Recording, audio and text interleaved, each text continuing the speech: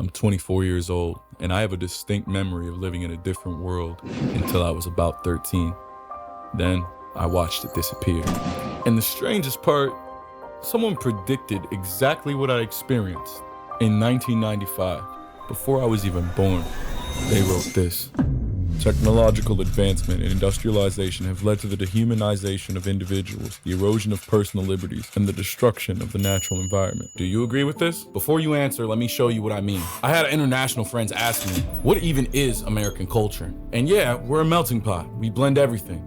But when I was a kid, American culture had a shape. Friday nights meant something. The hum of arcade machines, quarters clinking, the smell of popcorn at a drive-in, your car speaker crackling with movie audio, waiting at a Blockbuster reading the back of VHS cases, the little anxiety of what if they're out of the movie I want, apple pie cooling on a windowsill, and not as a metaphor, as a thing your neighbors actually did.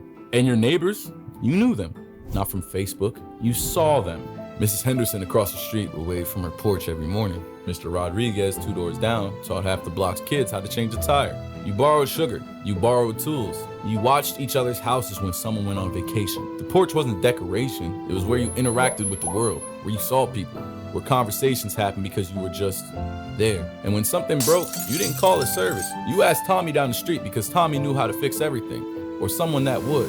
And next month, when Tommy's sink was leaking, he'd knock on your door. Culture wasn't a feed, it was a place. Then the digital age arrived. And look, I'm not anti-technology, but something happened we didn't see coming. The algorithms didn't just give us convenience, they replaced the rituals. Blockbuster became Netflix. The arcade became a mobile game you play alone.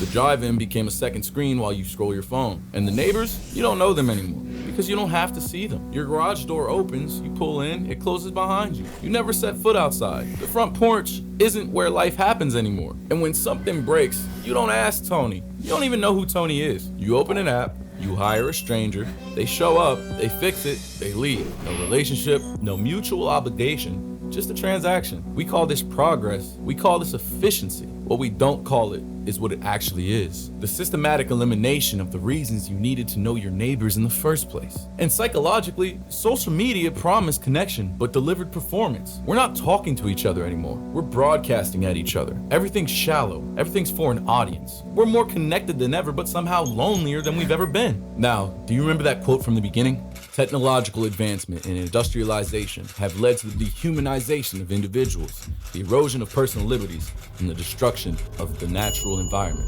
If you were nodding along with what I just said, then you agree with Ted Kaczynski, the Unabomber. And before you close this video, stay with me because that's exactly the point. Ted Kaczynski was a brilliant man with an IQ of 167, a mathematician, and he used his brilliance to build bombs and murder 3 people, injuring 23 others. His actions were monstrous, unforgivable. There is no world where terrorism is the answer to cultural decay. But here's the uncomfortable part.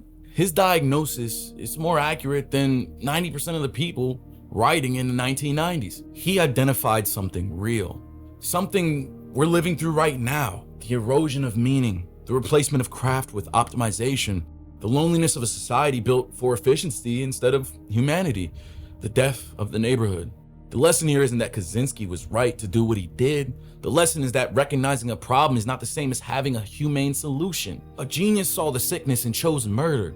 That should terrify us. Not because he was wrong about the diagnosis, but because it shows how dangerous it is to see a problem clearly and then respond with rage instead of repair. So, what do we do with this? Because the thing is, the problem didn't go away. If anything, the problem is accelerated. But culture doesn't die. It mutates. It adapts. And reclaiming it starts with small, stubborn, human-scale choices. It looks like coffee shops, libraries, parks, places where you exist without having to buy anything or perform for any algorithm. It looks like reintroduction of friction where it matters. Not everything needs to be optimized. Some things are better when they're slow, when they require presence, when they teach mastery instead of metrics. It looks like knowing your neighbors again, not through an app, through proximity. Sit on your front porch, not for content, just to sit there.